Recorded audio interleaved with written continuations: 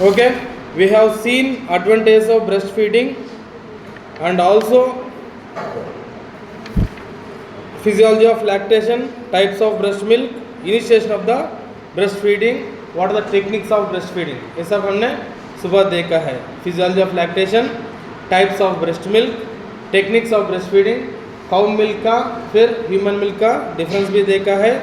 Science of good attachment देखा है, science of poor attachment देखा है, एडवांटेज ऑफ ब्रेस्ट फीडिंग देखा है, और we have also seen advantage to mother as well as the baby. ठीक है. What is exclusively breast feeding, इसका मतलब क्या है? For how many months WHO and UNICEF has recommended? Only 6 months completely, exclusively the baby should be fed with only mother's milk. Okay.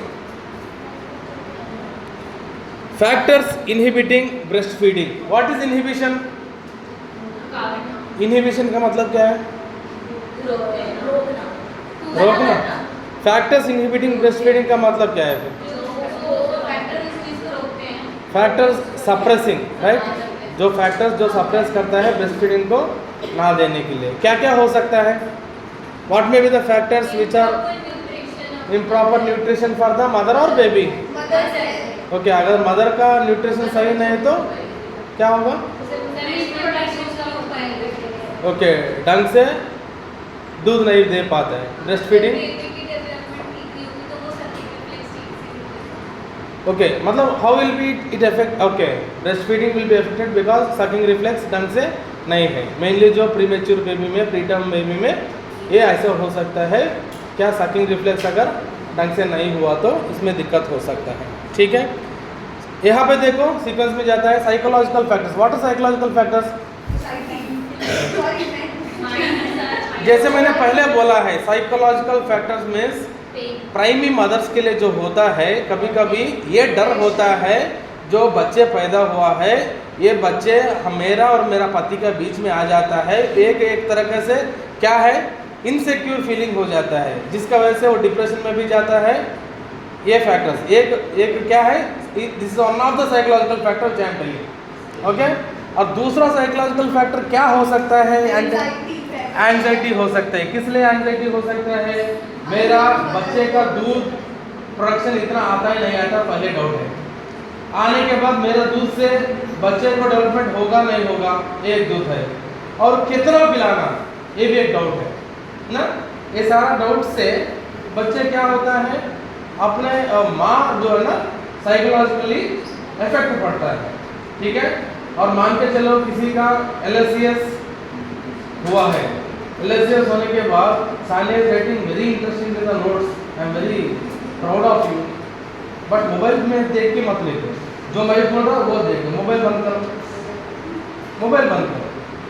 You are writing running notes, I am happy, but not from the mobile. Okay. हाँ, ये जो क्या है factors inhibiting, जो inhibit करते हैं, inhibit मतलब all these are psychological factors which will be suppressing.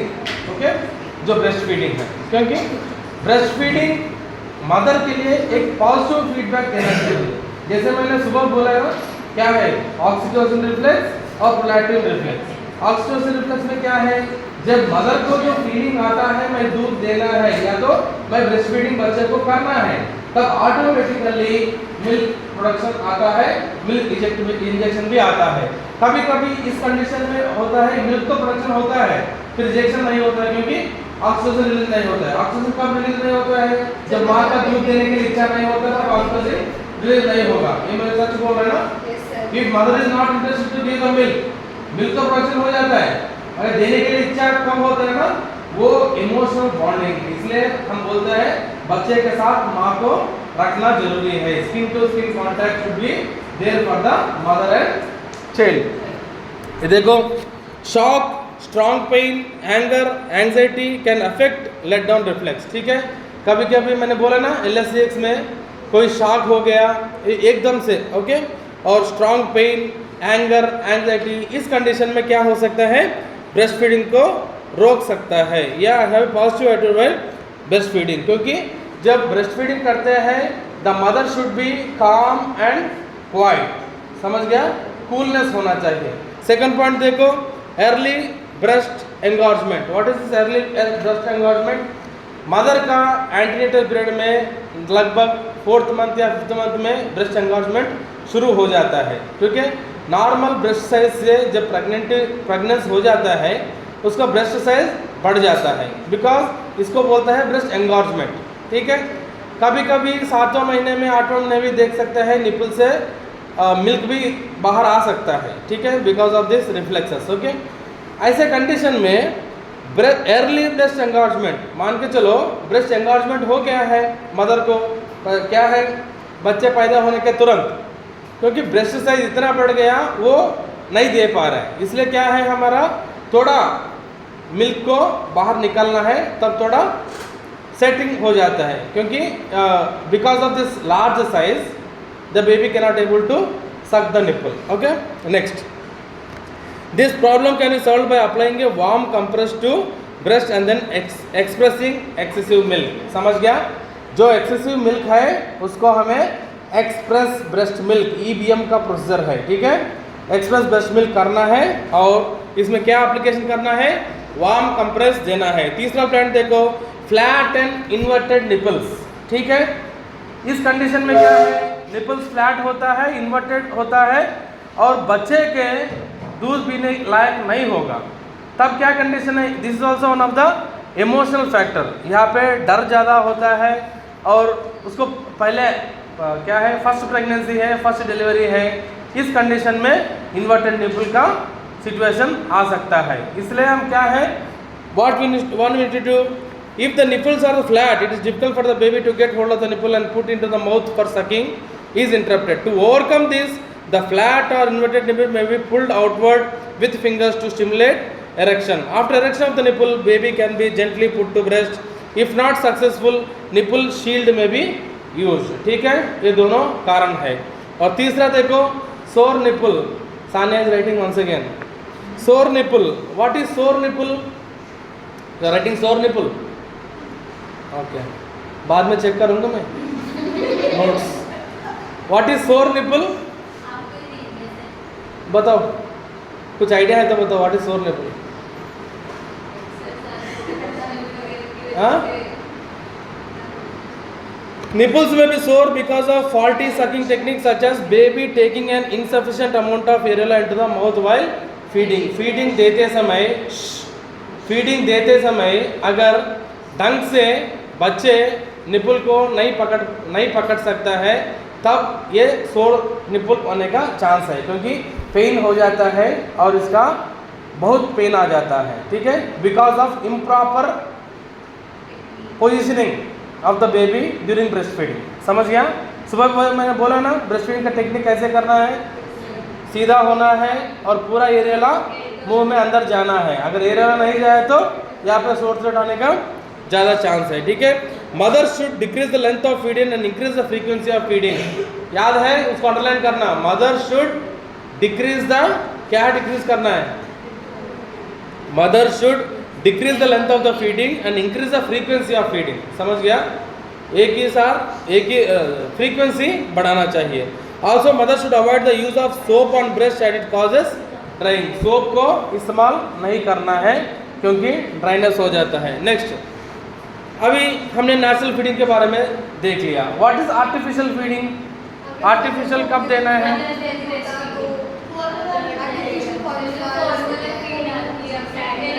ठीक है, because of some any of the reason, if mother cannot able to produce the milk, then will go for artificial feeding also, okay.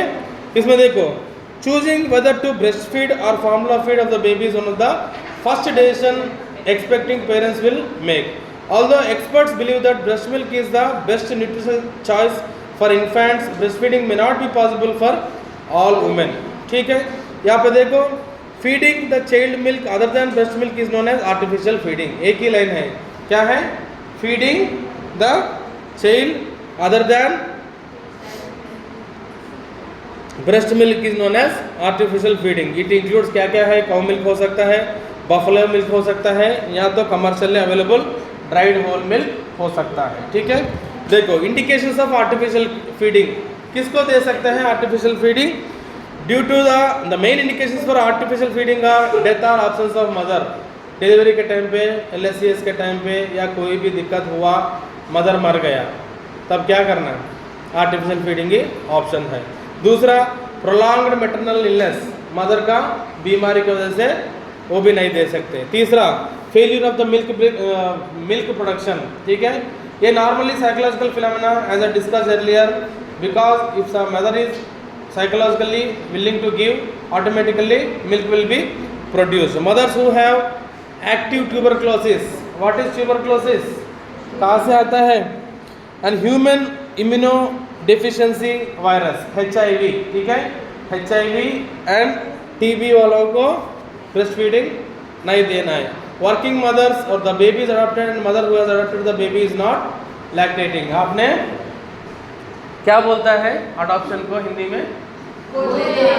हाँ, जिसको गोदी लेता है, गोद, हाँ, गोद लेता है, वो लैक्टेटिंग मदर नहीं होता है, इसलिए उसको क्या देना पड़ता है?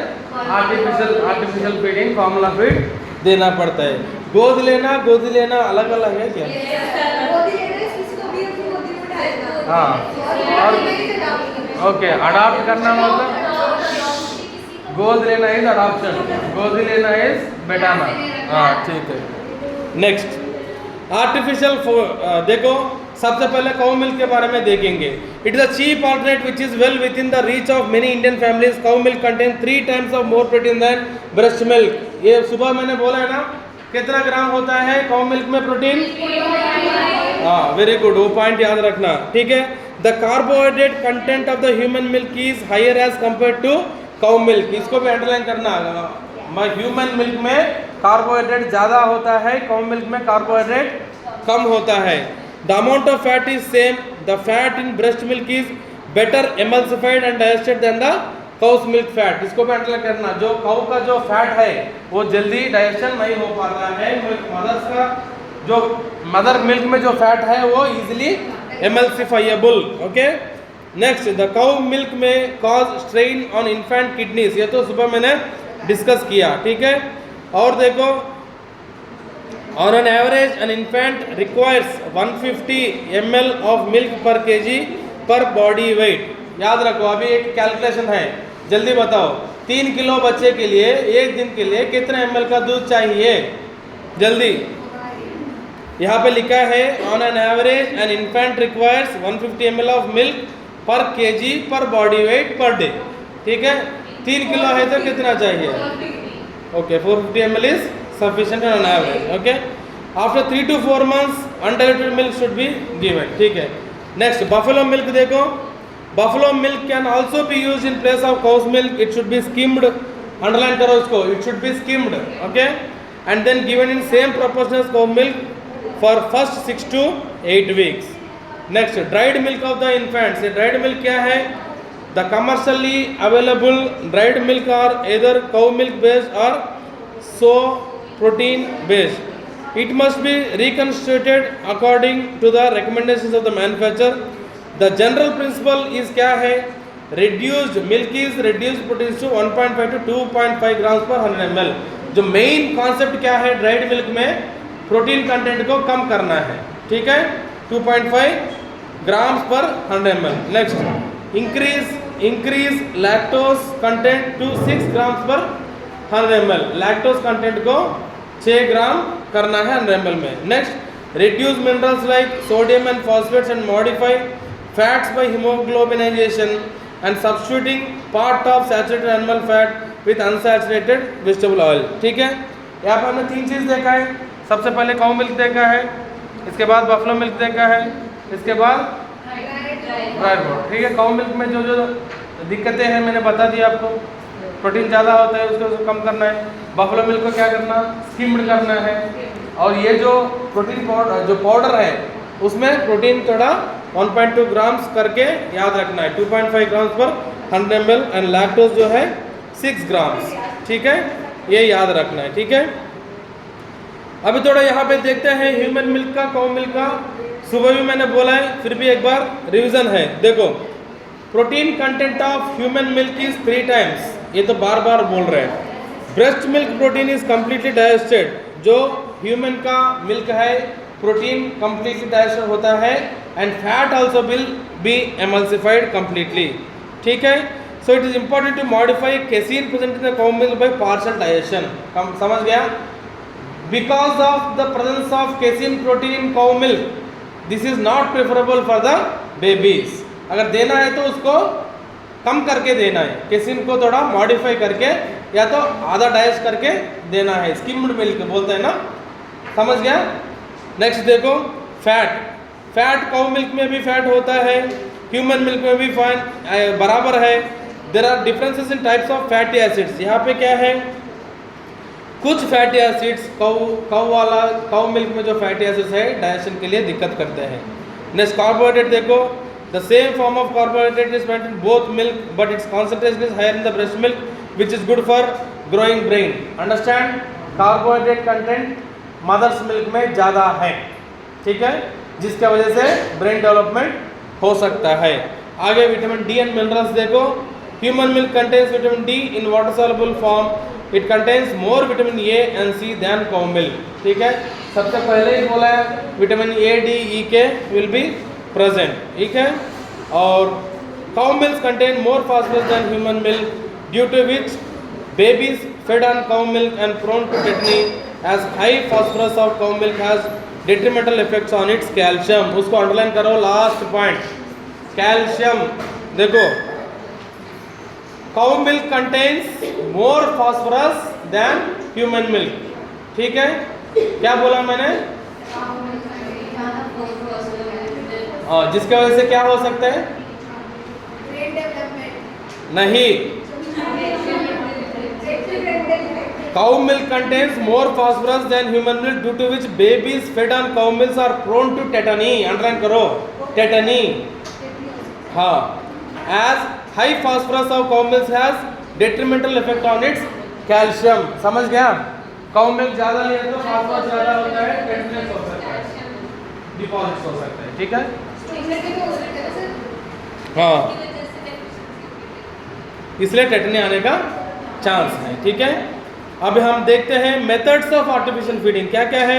एक तो बॉटल फीडिंग है, दूसरा कटोरी और स्पून फीडिंग है, तीसरा कप फीडिंग है, चौथा गैवेज और नैसो गैस्ट्रिक और गैस्ट्रिक फीडिंग है। ये चार चीज़ें हैं। सबसे पहले देखते हैं bottle feeding. Bottle feeding is common practice in India. The prolonged bottle feeding में lead to the baby bottle tooth decay. Underline करो, ये डिसऑर्डर क्या है, baby bottle tooth decay. Also it is difficult to wean bottle fed babies at time. Bottle is contaminated or inadequately cleaned, resulting in gastrointestinal infections which lead to diarrhea. Despite of these negative factors, if bottle feeding is practiced, it must be done cautiously. Bottle feeding में क्या क्या दिक्कत आ सकता है? सबसे पहले बोलो, सब बोलो, बेबी बॉटल टूथ डिके, बोलो बेबी बॉटल टूथ डिके, ठीक है। और कभी कभी ये बॉटल को अगर ढंग से हम सफाई नहीं करें तो क्या आ सकता है, जी इन्फेक्शन, डायरिया आने का ज़्यादा चांस है। अगर जो भी बॉटल फीडिंग के लिए एंकरेज कर रहा है, ये सारा ध्यान रख के करना पड़ेगा।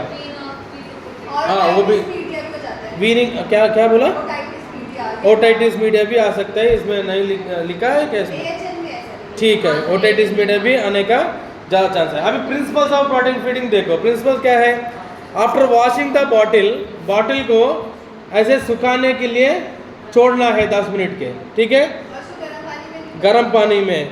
With wash and clean water it should be boiled for about 10 minutes, 10 minute तक उसको उबालना है। द मिल्क और cream sticking to nipple can be easily remove by rubbing with common salt. इसमें थोड़ा नमक डाल के सफाई करना, उबालने के बाद नमक पानी से क्लीन करना, ताकि वो जो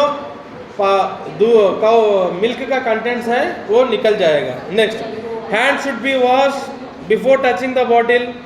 the hole of teeth should be such that the drip rate is 1 drop per second. Underline करो बेटा, 1 ड्रॉप पर 1 सेकेंड होना चाहिए। जो निपल का, जो बॉटल का निपल होता है ना, उसमें जो होल है ज़्यादा नहीं होना चाहिए, 1 ड्रॉप पर इसी नहीं करना, क्योंकि बच्चे क्या करते हैं ना, बच्चे इसको अगर दांत अगर है तो ऐसे ऐसे करके उसको बड़ा करेगा, वो देखना पड़ेगा। नेक्स्ट क्या है, ये big hole on other hand result in the choking, vomiting, abdominal distension. Next quantity देखो 120 to 150 ml per kg per day, frequency of feed 7 times per day, दूसरा दो महीने तक और 2 महीने तक 6 times per day, and next 3 months is 5 times per day. Next technique of bottle feeding देखो, after cleaning the teat and bottle it should be sterilized and kept covered. Sterilization करना है. Prepare the formula as per the requirement when the baby is hungry. Change the soiled diaper and make the baby comfortable.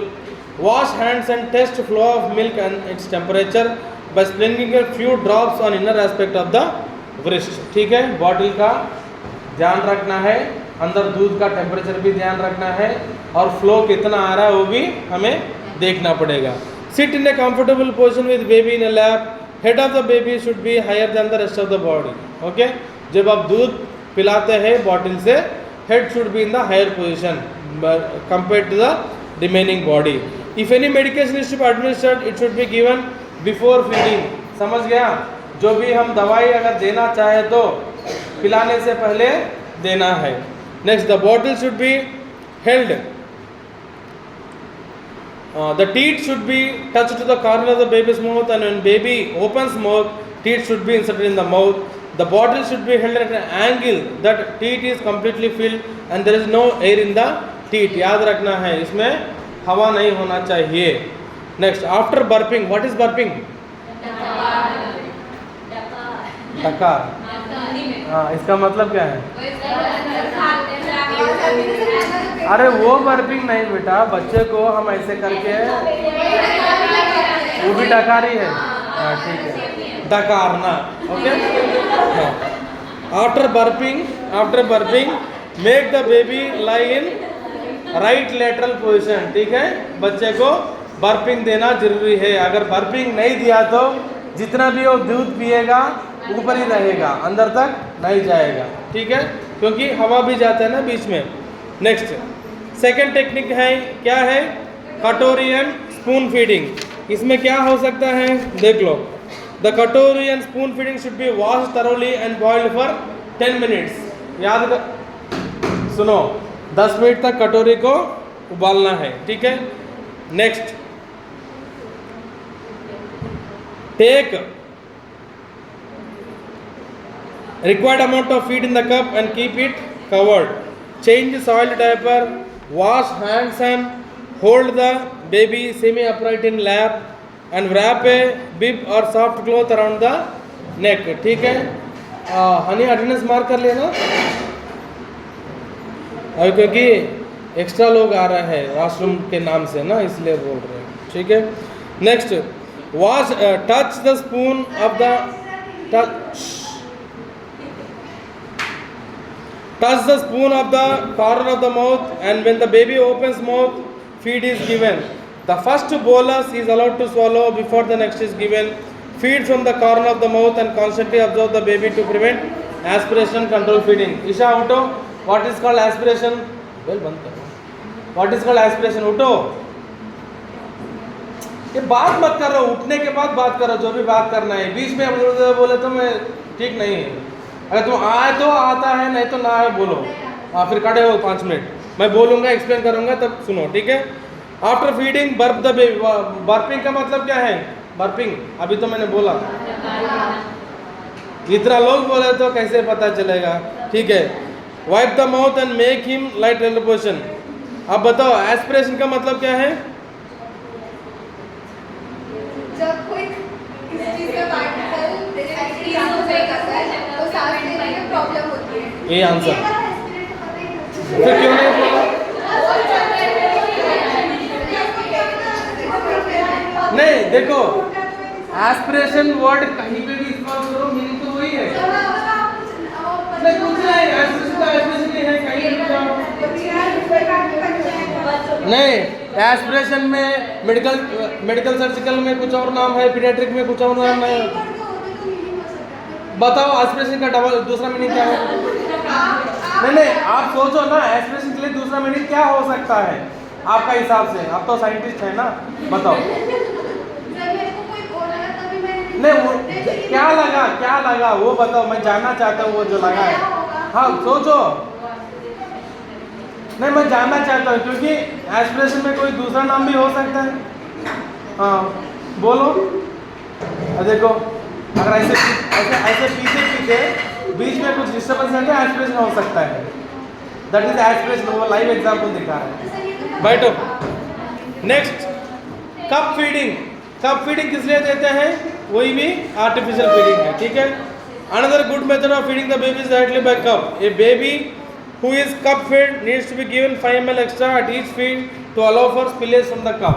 ये याद रखना है, जब भी बच्चे को कप से देता है 5 ml ज़्यादा देना है क्योंकि इधर इधर चले जाता है कप से, ठीक है। Next, technique of cup feeding. Wash the cup thoroughly and boil it for 10 minute. यहाँ पे हर चीज़ के लिए 10 मिनट्स का बॉइलिंग है। Take the required amount of feed with 5 ml extra, allow for spillage, okay. Hold the baby in lap after changing of soiled diaper, supporting head and shoulders. Hold the cup of milk resting on the lower lip so that the rim of the cup touches the baby's upper lip. Next, tilt the cup so that the milk just reaches the baby's lip. A term baby will suck the milk, spilling some of it. Do not pour the milk into baby's mouth. Let him or her suck it. जबरदस्ती किसी को नहीं पिला सकता है because it will lead to aspiration. समझ गया? Lungs में भी जा सकता है। और आगे देखो, when the baby has had enough he और she closes the mouth and stops taking feed. Wipe off the face and burp the baby. Make the baby lie in the right lateral position, ठीक है। अभी आता है gavage. What is gavage? Gastric gavage, NG tube feeding ना, nasogastric tube feeding. देखो आप लोगों को पता है, फिर भी देखो, साइज ऑफ 5, कैथेटर साइज कितना होना चाहिए? 5 नंबर का कैथेटर साइज होना चाहिए, ठीक है। द कैथेटर मेजरमेंट यहाँ is measure from the external nails to the tragus of the ear, ठीक है।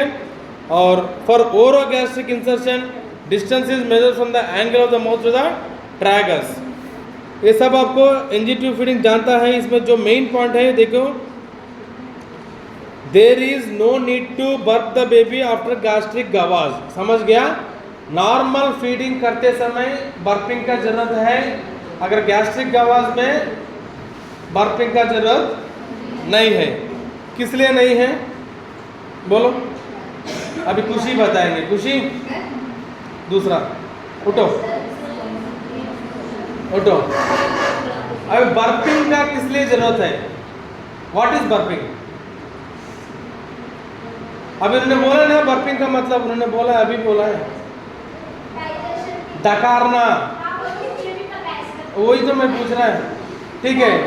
हाँ अभी जो मैं जो बोल रहा है डकारना का जरूरत नहीं है। किस चीज़ का डकारने की जरूरत नहीं? किस कंडीशन में? किस कंडीशन में? ईशा चुप बैठो। ओके, एनजी ट्यूब फीडिंग में डकारने की जरूरत नहीं है। क्यों?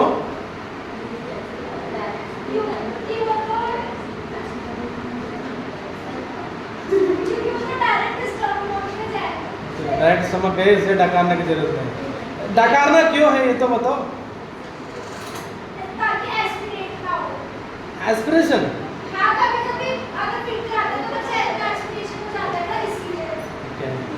ठीक है, बैठो, कवर अच्छा से किया है।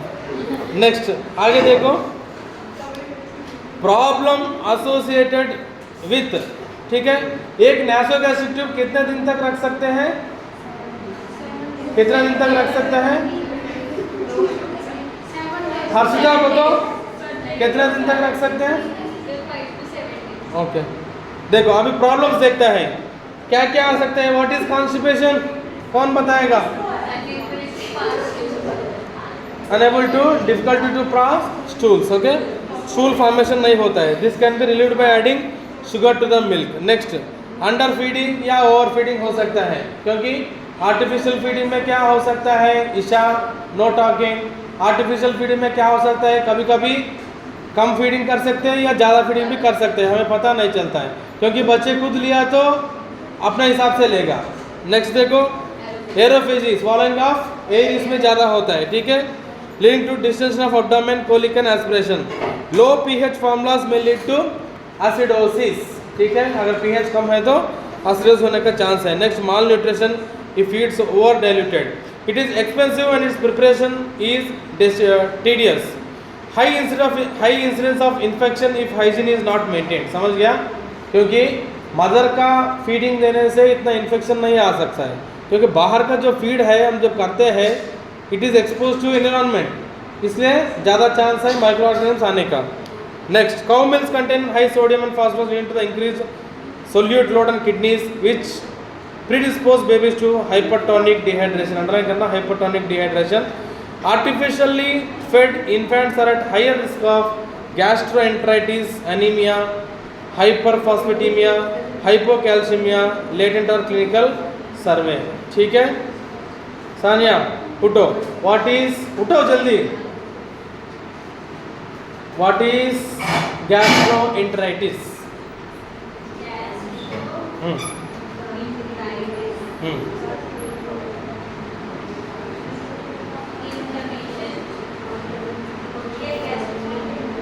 Inflammation in gastrum. आइटिस मतलब क्या है? ऑटमी मतलब, ऑटमी, OTAMI, हाँ, ओके। सेप्सिस,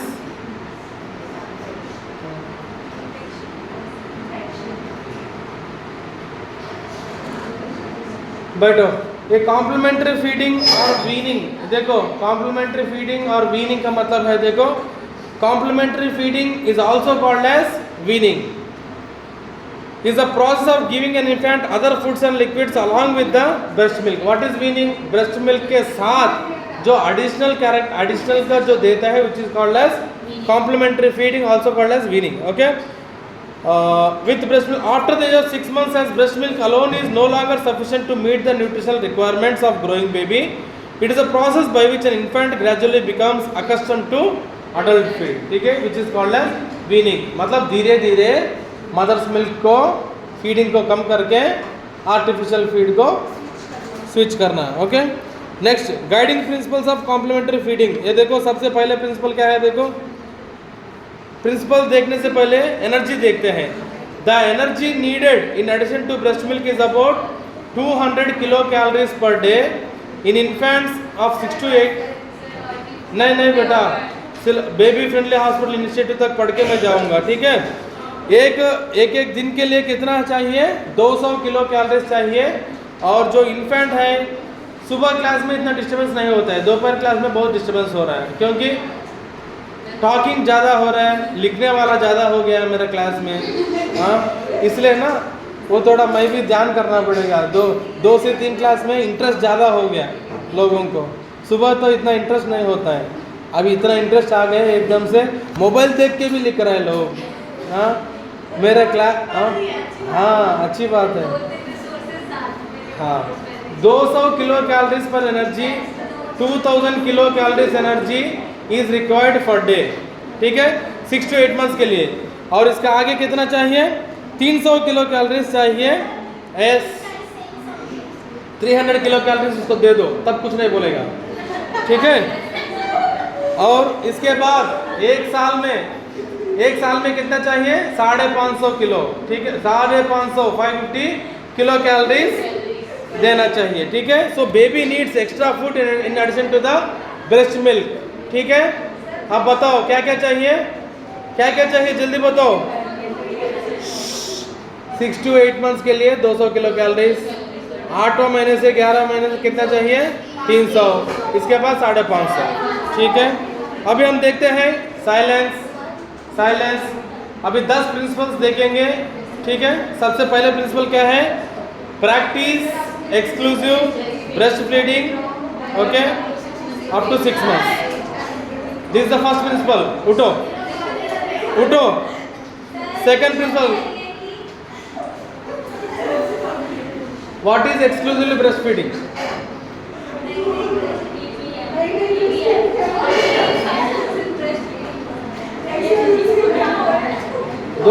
दो घंटे से एक्सक्लूसिव ब्रेस्ट फीडिंग की बोल रहे हैं।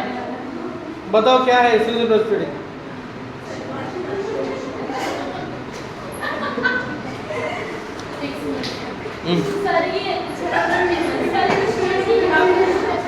Silence please. बोलो, सुनो इधर। हाँ, थोड़ा ऊंचे बोलो, उसको भी सुनाई दे।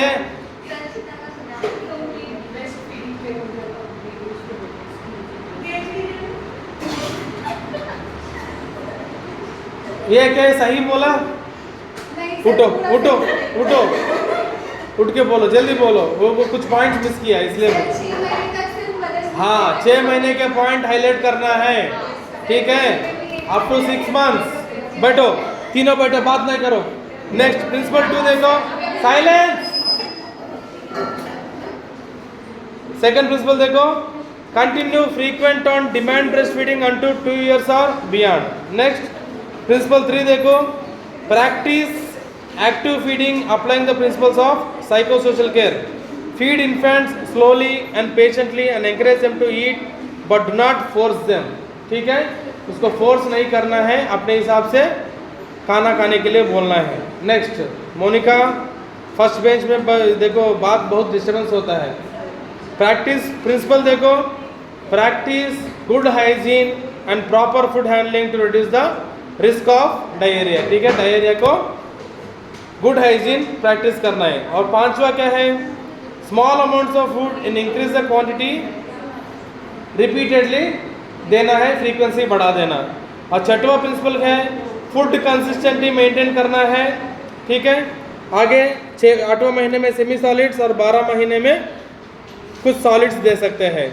और 7th प्रिंसिपल क्या है, increase the number of times the child is fed complementary feed. A breastfed infant who is 6 to 8 months old needs 2 to 3 meals a day. A 9 to 23 months he needs 3 to 4 meals a day. Next principle 8 देखो, हमारा खाने में pulses होना चाहिए, fruits होना चाहिए, vegetables होना चाहिए, ऑयल्स होना चाहिए, energy, protein, vitamins, iron and micronutrients. और 9th प्रिंसिपल क्या है, vitamins and mineral supplements sufficiently देना पड़ेगा। 10वां प्रिंसिपल ये है कि it is advisable to start 1 or 2 teaspoons of new food at first which should be given when baby is hungry. ठीक है, वीनिंग फूड का यहाँ पे लिस्ट दिया गया। लिक्विड्स में क्या क्या दे सकते हैं, लिक्विड्स में क्या क्या दे सकते हैं, vegetable soup, pulses, rice water, fruit juices. Semi solid में क्या क्या दे सकता है, potato, mashed potato, pulses, boiled vegetables, mashed banana, soft cook rice and fish. Solids में क्या क्या दे सकते हैं, कुकड राइस, चपाती, इडली। ठीक है, ये देखो प्रॉब्लम्स भी है इसमें से, इसके साथ प्रॉब्लम्स भी है। क्या क्या प्रॉब्लम्स है, हाँ, it can have adverse psychological effect on the child. ठीक है, कभी कभी अगर ये खाना बंद करे तो साइकोलॉजिकल इफेक्ट हो सकता है। Next, weaning food if prepared unhygienically. मान के चलो अगर कोई प्रॉपर हाइजीनिक वे में खाना नहीं बनाए तो उसका इफेक्ट पड़ेगा।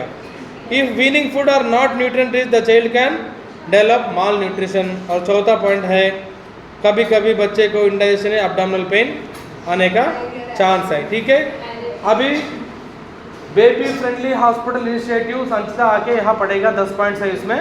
और आप लोगों को असाइनमेंट सबमिट करना, बेबी फ्रेंडली हॉस्पिटल इनिशिएटिव। आ जाओ, जल्दी आओ,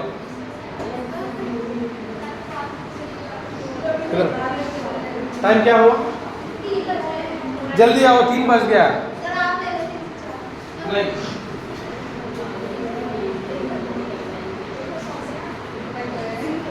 सी बेबी फ्रेंडली हॉस्पिटल इनिशिएटिव का मतलब है कि BFHI बोलते हैं। वहाँ पे 10 पॉइंट्स है। 10 पॉइंट्स में क्या है, एक इंस्ट्रक्शन है। क्या क्या इंस्ट्रक्शन है हम देखेंगे। अब बताओ, पहले पढ़ने दो, यहाँ से शुरू करो। सबसे पहले स्टेप 1 देखें। Step 1. Have a written breastfeeding policy that is routinely communicated to all health staff. देखो, ब्रेस्ट फीडिंग पॉलिसी जो है सबको एक रिटन डॉक्यूमेंट होना चाहिए हॉस्पिटल में। ठीक है ईशा, क्या होना चाहिए, क्या होना चाहिए, हाँ रिटर्न बेबी फ्रेंडली हॉस्पिटल का वो रिटर्न डॉक्यूमेंट होना चाहिए। दूसरा पॉइंट देखो। Step 2, train healthcare staff in skills necessary to implement this policy. हाँ पूरा हेल्थ केयर वर्कर्स को जितना भी यहाँ पे स्टाफ है सबको ये नॉलेज होना चाहिए एक्सक्लूसिव ब्रेस्ट फीडिंग का मतलब क्या है। तीसरा point. Step 3, inform all pregnant women about the benefits and management of breastfeeding. जैसे मैंने बोला ना एएनसी मदर्स को प्रेग्नेंट मदर्स को आप पहले से बोलोगे ब्रेस्ट फीडिंग का उपयोग क्या है और कैसे करना है। चौथा point. Help mothers to initiate breastfeeding within half hour of birth. बच्चा पैदा होने के तुरंत आधा घंटे में ब्रेस्ट फीडिंग के लिए स्टार्ट करना। Next. Step 5, show mothers how to breastfeed and how to maintain lactation. बोले ना कैसे अटैच करना है कैसे पकड़ना है ये सभी सिखाना है। Next. Step 6, give newborn infants no food or drink other than breast milk unless medically ये indicated. तो 3 दिन से बोल रहे हैं हम exclusive breast feeding. Next. Step 7, practice rooming in and allow mothers and infants to remain together round the clock. बच्चे mother के साथ ही रहना है, ठीक है, except the exceptional conditions like HIV, TB। हाँ इस कंडीशन के अलावा अगर कोई बड़ा ज़्यादा सिक है तो उसको छोड़ के बच्चे के साथ ही मदर के साथ ही बच्चे रहना है। आगे। Step 8, encourage breastfeeding on demand. Mother should breastfeed. What is demand feeding? जब बच्चे को जरूरत है तभी देना है, जबरदस्ती बच्चे को नहीं देना है। जब बच्चे जरूरत है तो थोड़ा बहुत रोएगा तभी देना है, demand feeding. Next. Step 9, give no artificial feeds or pacifiers to the baby. कभी नहीं देना है क्योंकि आर्टिफिशियल जो पैसिफायर ना वो साइकोलॉजिकल फीलिंग को खत्म कर देता है, नेचुरलिटी खत्म हो जाता है, ठीक है। Step 10, foster the establishment of breastfeeding support groups and refer mothers to them on discharge from hospital. हाँ बहुत जगह ये ब्रेस्ट फीडिंग मदर्स के लिए नहीं तो प्राइमरी मदर्स के लिए सपोर्ट ग्रुप होता है, उसके रेफर करना चाहिए, ठीक है। बेबी फ्रेंडली हॉस्पिटल इनिशिएटिव ये 10 पॉइंट है इम्पोर्टेंट, 5 मार्क के लिए आ सकता है। और अगले क्लास में हम देखेंगे टाइप्स ऑफ प्ले, ठीक है, और types of passive active play, passive play और थेरेपी, ठीक है। With this I have completed 11